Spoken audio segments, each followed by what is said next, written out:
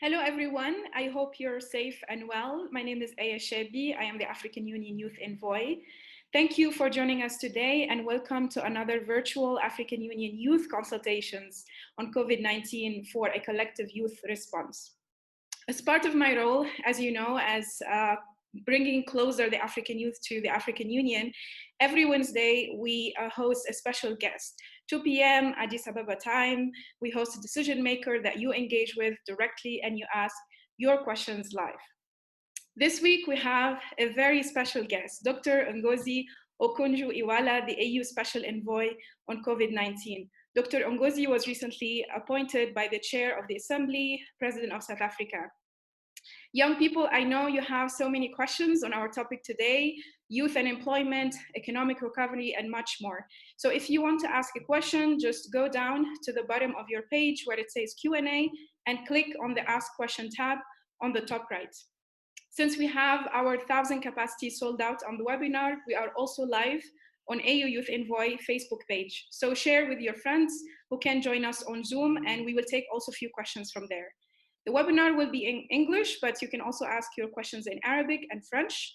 Le programme sera en anglais, mais vous pouvez poser vos questions aussi en français. سيكون البرنامج باللغة الإنجليزية، لكن يمكنكم طرح أسئلتكم باللغة العربية أيضاً. We will also be running polls throughout the webinar, so keep an eye, and when it pops up, make sure you participate. Thank you, Dr. Ngozi, for joining us. We're very excited to have you. And I just want to first ask, how are you doing? How are you coping with the pandemic and also the new added responsibilities to you? Thank you, Aya. It's a delight to see you and also to be with all the young African people. I wish I could hug all of you.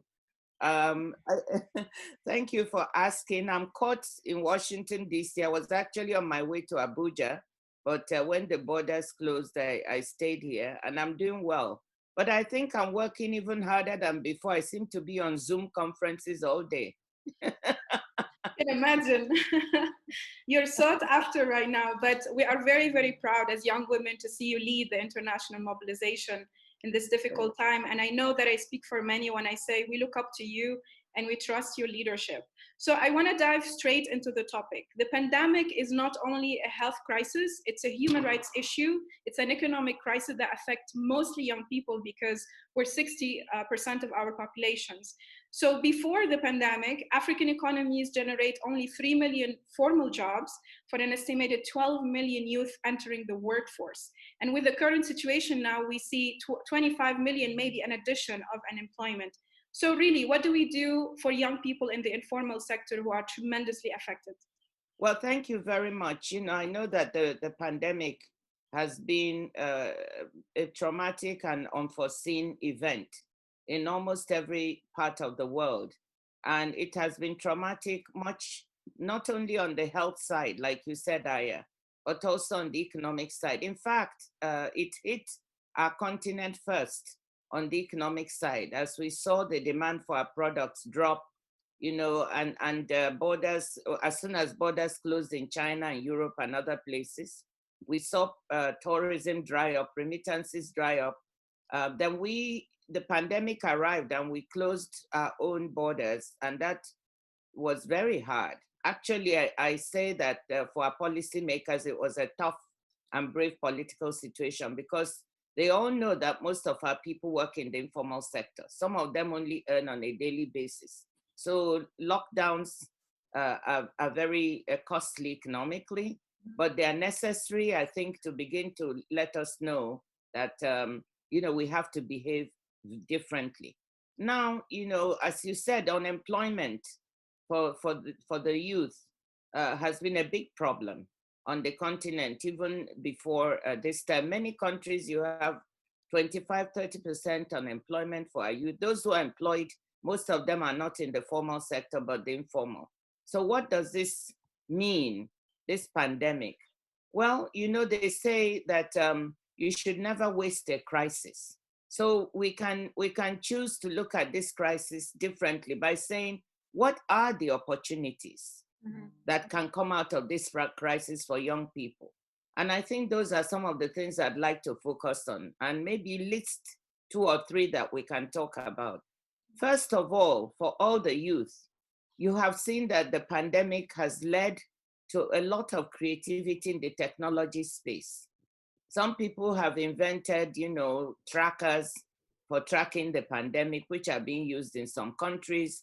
There are all sorts of apps and technology that are being deployed by our CDCs.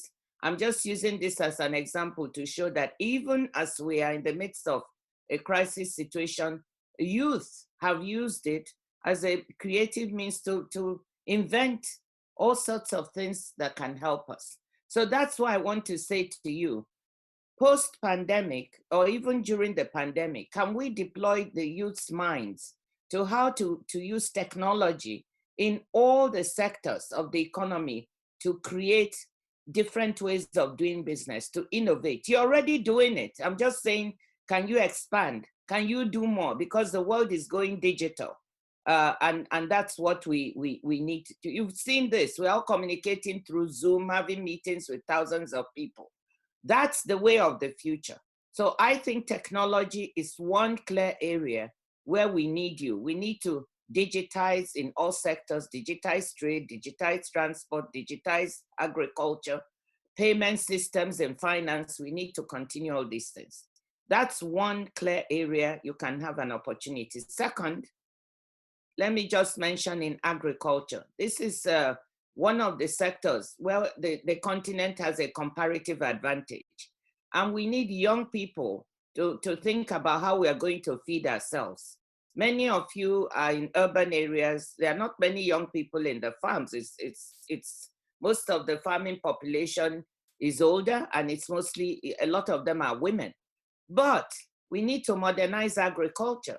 So how can you become an agricultural entrepreneur? By the way, I believe that young people shouldn't wait for anyone to create jobs for them anymore. They should create jobs for themselves and for other people. So how can you, what can you do in the agricultural space to modernize it? Let me say something. 40% of our harvest is wasted because we don't have post-harvest storage. Can some of you deploy your minds as to how we can store things better, have the technology adaptable that can do this? So those are two areas with health systems. We're going to have to revamp the health systems on the continent completely. Is there a place for you? Because we need to strengthen this post-pandemic. So there are many other areas, but I just threw out three to start off the conversation. Absolutely. So become a job creator, not just a job seeker. I think that's a clear message.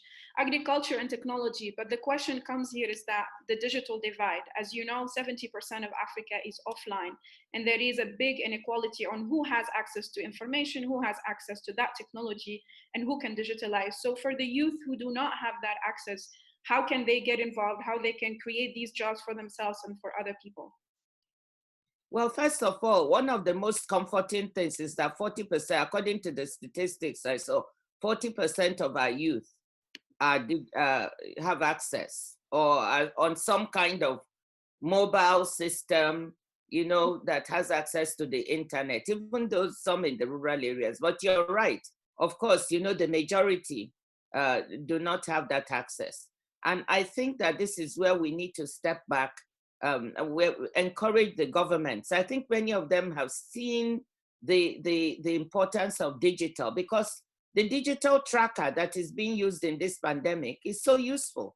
The fact that, we can get messages. I'm sitting here in the US, but I'm getting messages from Nigeria CDC every day telling me what to do. I think that's wonderful.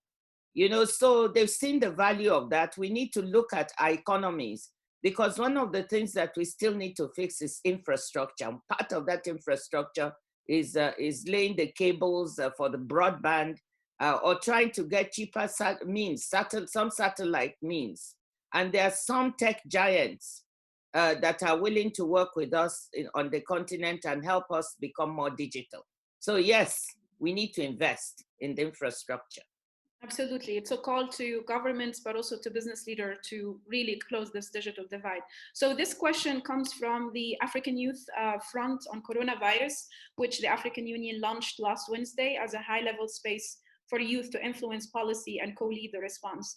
And they're saying that it is estimated the continent needs about $100 billion US dollars to defend the healthcare system and counter the economic shock caused by the disease. So they're asking how Africa's economy will recover and how maybe the African Union see the necessity to deal with the debt burden and also accelerate CFTA, the Continental Free Trade Area.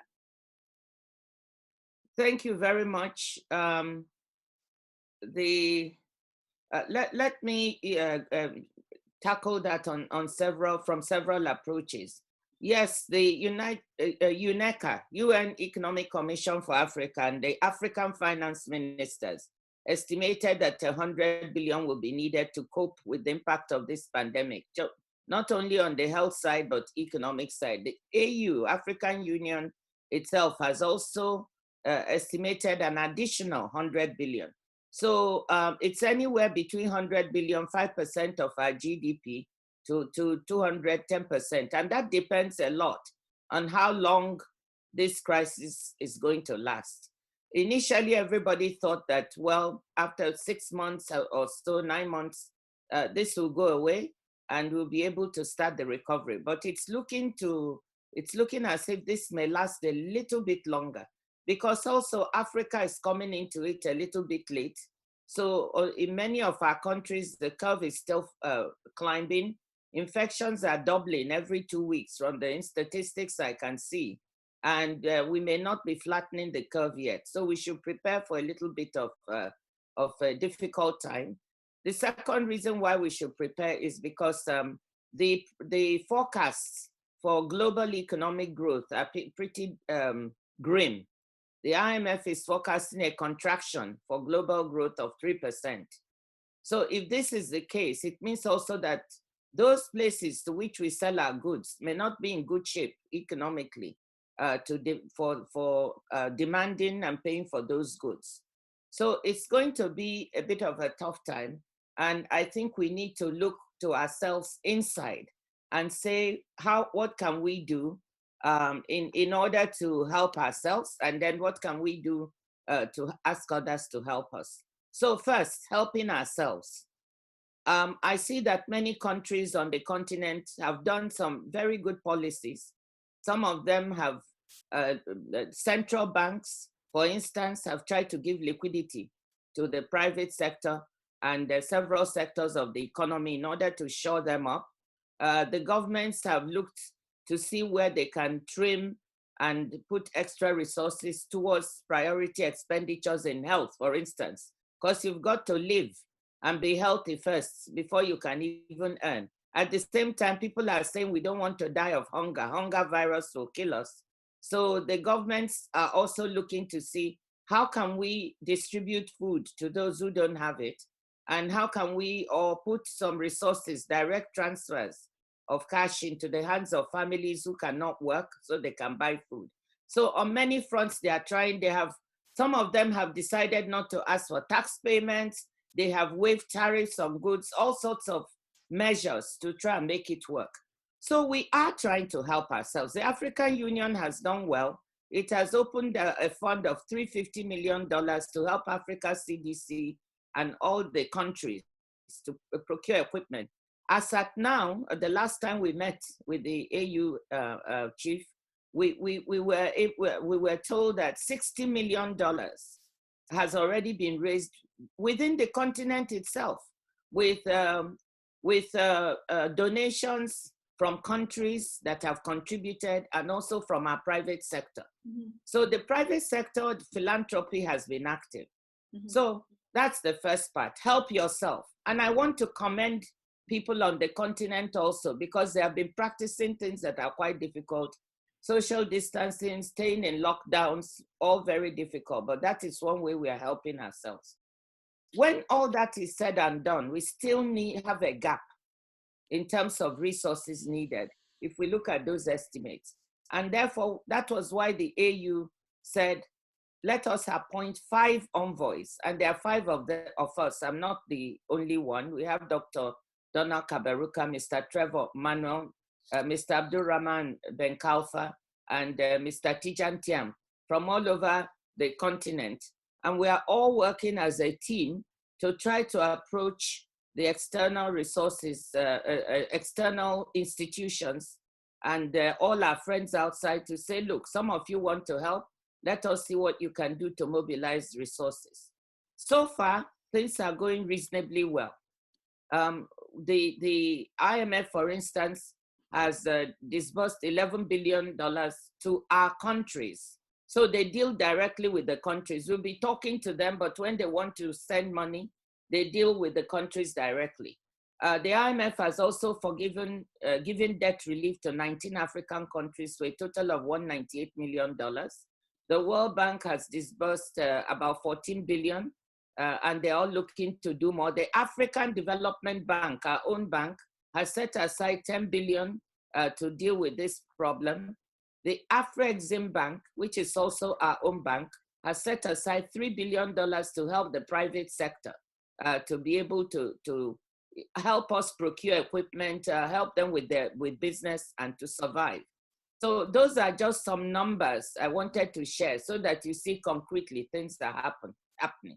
Then lastly, on the debt side, the envoys are also asking for a debt standstill, which means give us breathing room we're asking for 2 years. For 2 years, because we think this will last a little longer, so that instead of paying debt service now, we can use the money to buy supplies and equipment.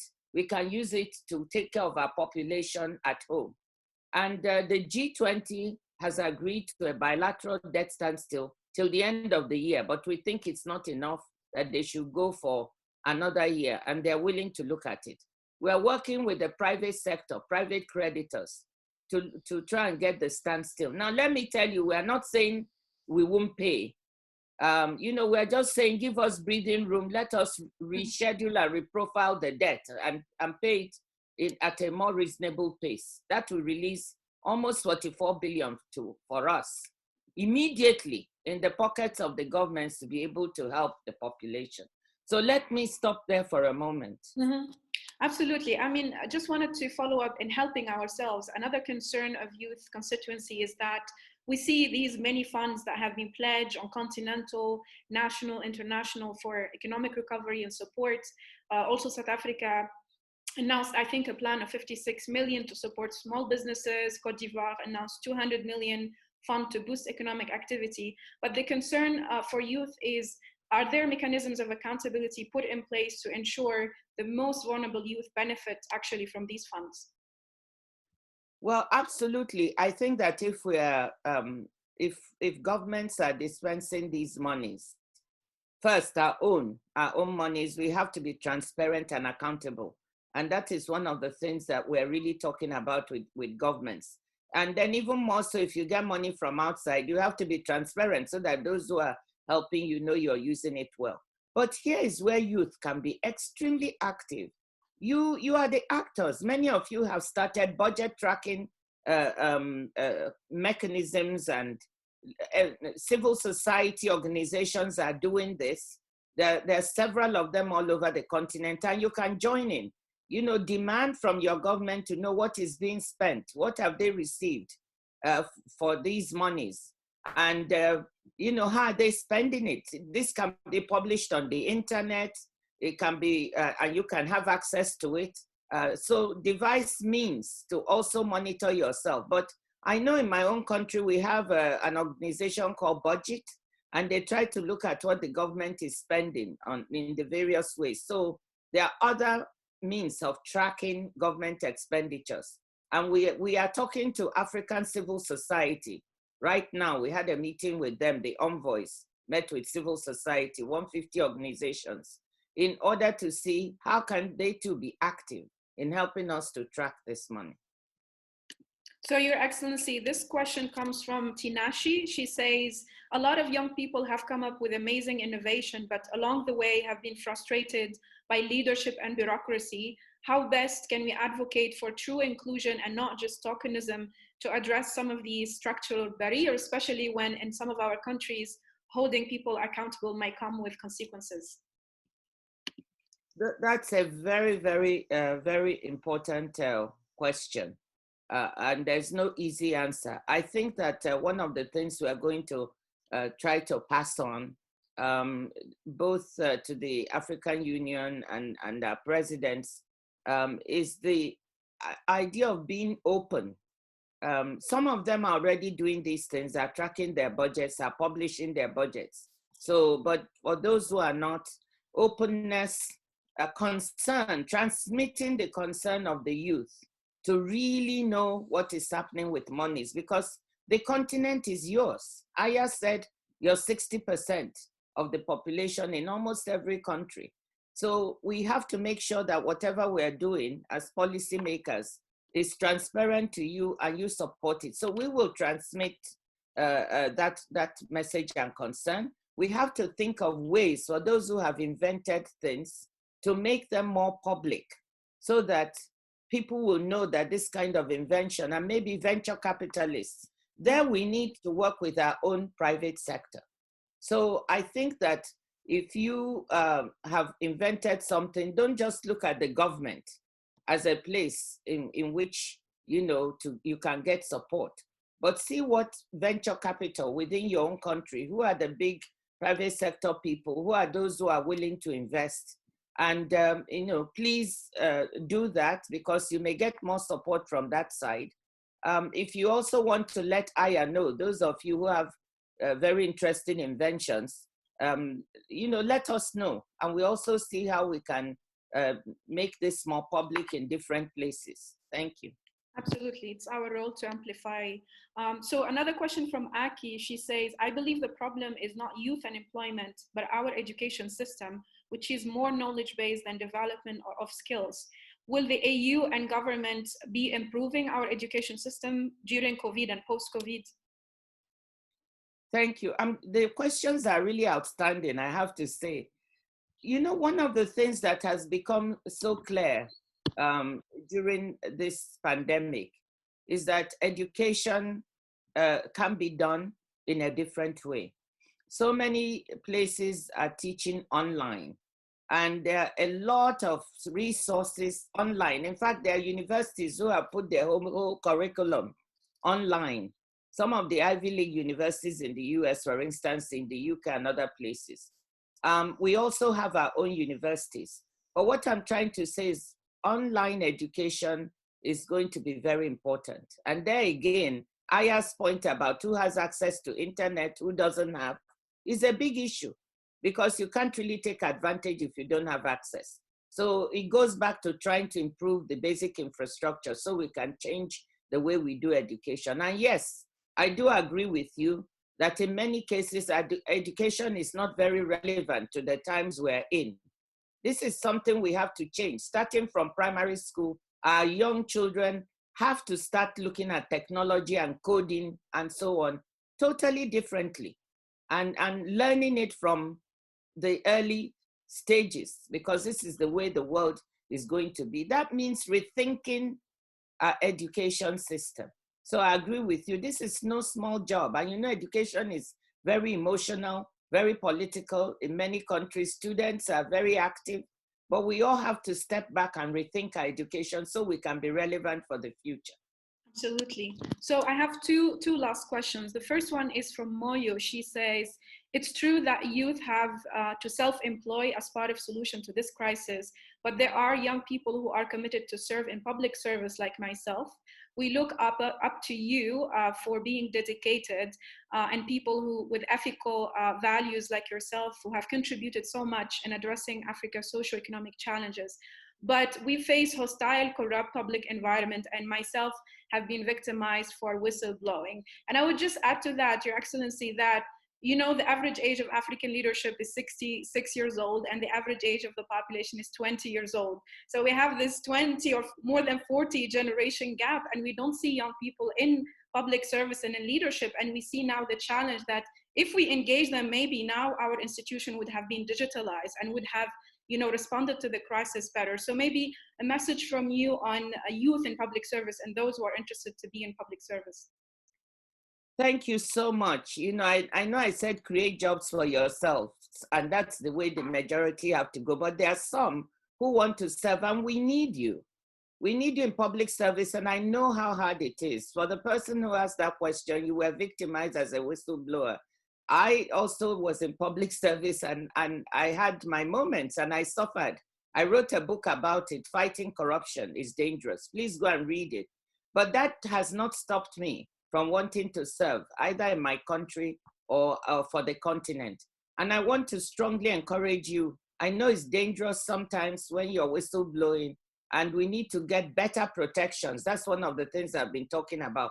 How do we devise a way to protect whistleblowers better on the continent? So that's one thing. But I want to strongly encourage public service, because if we don't do it, if you don't do it, there'll be a gap. And like Aya said, we need younger people in government. Let me tell you something. Nobody is going to hand over anything to you. You have to fight for it, and you have to wrest it. You know, it's like the women also, you know, young women. Nothing will be handed to you, by the way. You know, you say older people, no one is going to step aside and say, come. You have to fight for it. You fight for it through your votes, through your elections, through campaigning, through civil society activity. You have to get in there and fight for it. And I know it's dangerous sometimes, but it is worth it. So I want to encourage you, because we need young people. I myself, I'm totally energized when I'm around young people, because they have good ideas, they push you, they make you think differently, and that's what we need on the continent. Although old people, some of them are not, are also innovative and willing to do things differently. So don't consign all old people to the graveyard yet. But we need you young people as well. Absolutely. We need co-leadership. We need your wisdom and our innovation. That's how we move Africa forward. So the last one is especially on the future, post-pandemic. So how do we get out of the crisis with transformation, transforming to renewable energy, to green economy, transitioning to a new economic model that works for our generation?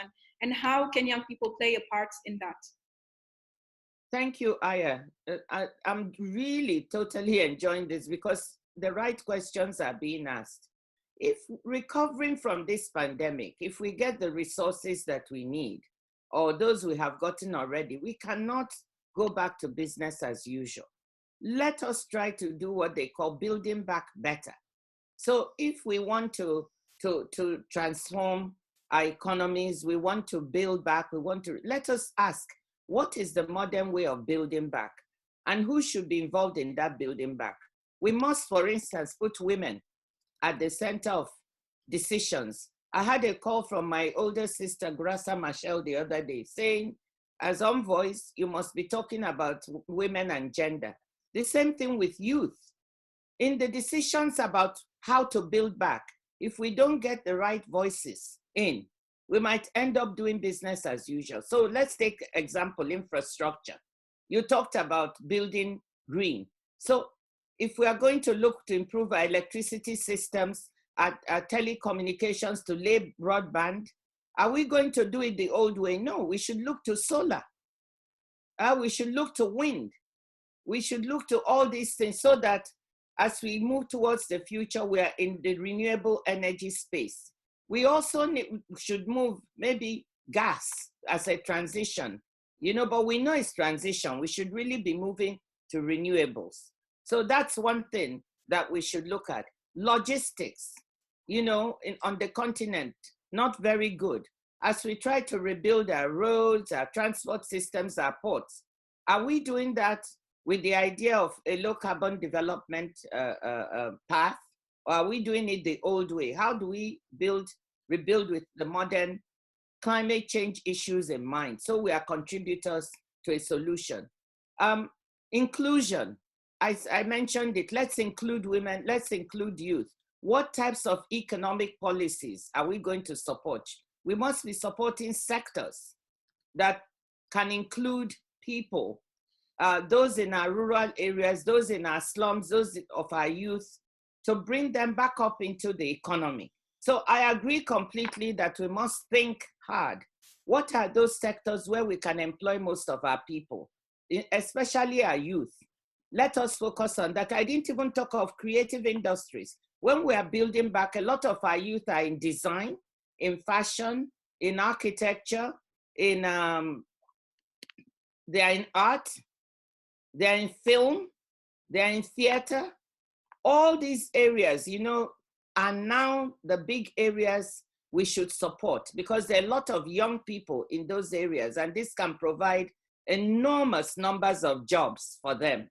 So for me, including youth is looking for those sectors where youth are very active and trying to lay the infrastructure for those sectors, to support those sectors, to make resources available to the youth, to support them to become entrepreneurs. Absolutely. And to conclude, I'd like to ask you, Dr. Ngozi, to give us one call to action to all the young people listening, more than 2,000 right now, and also one commitment from you as our new special envoy on COVID-19.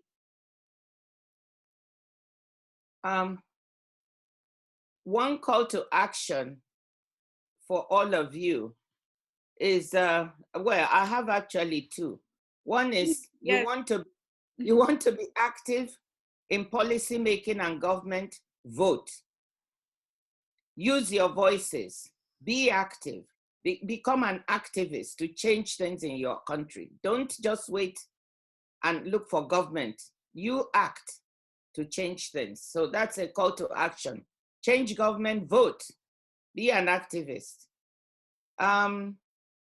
Another call to action for you is create a job for yourself and create a job for 6 others. I'm not asking for 10. 1 job for yourself and 1 for 6. So 7 jobs per youth.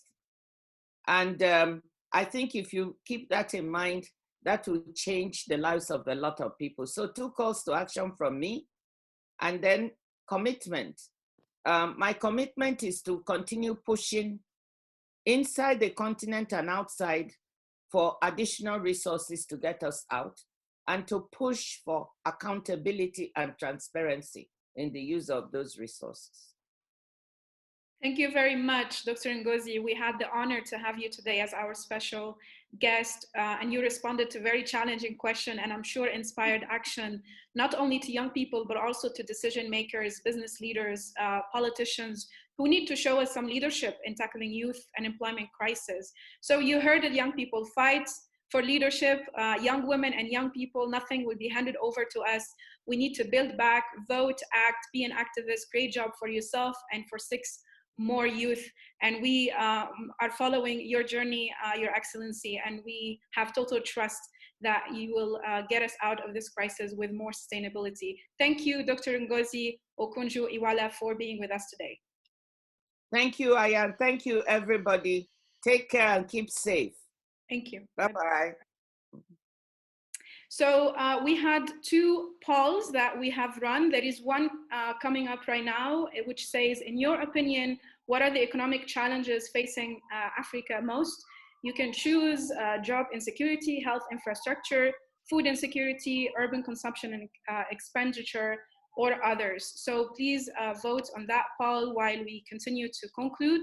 I think the results of the previous polls as well show that this affirms African governments' expectation from us, and need to develop stimulus packages for young people during COVID-19 pandemic that would support those who lost their jobs and others whose income has been affected tremendously as a result of the pandemic. So we need to really find where youth are and make their space more resilient, make the market resilient to their needs.